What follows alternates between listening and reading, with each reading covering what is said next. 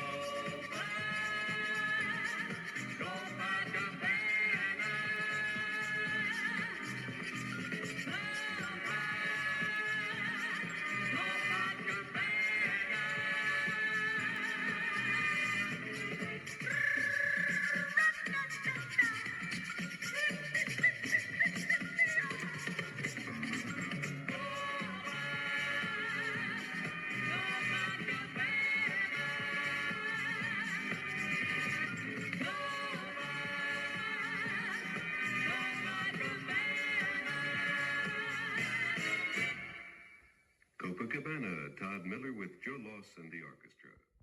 And yet was such a big influence to people listening to her during the war and afterwards. I think he was really shocked, and we can see his face because we've got the video.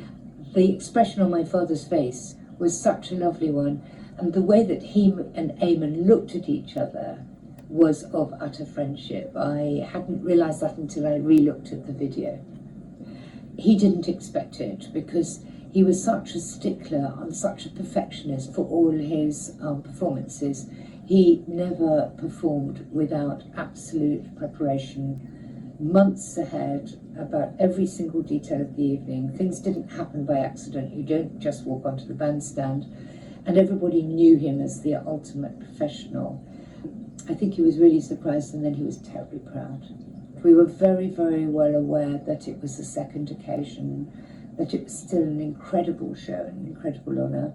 He never quite accepted in his head that this wasn't a dream.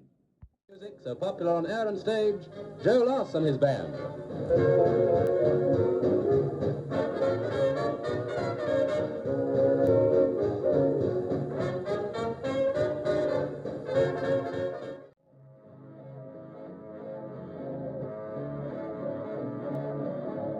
Joe Loss was only 20 when he became Britain's youngest band leader 60 years ago.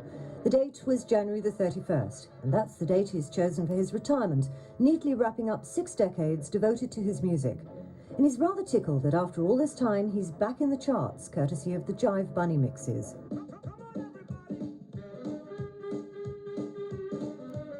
First, his very special tune, In the Mood, found its way back to #1, a signature tune shared by Glenn Miller. Now his March of the Mods is up there in the charts too.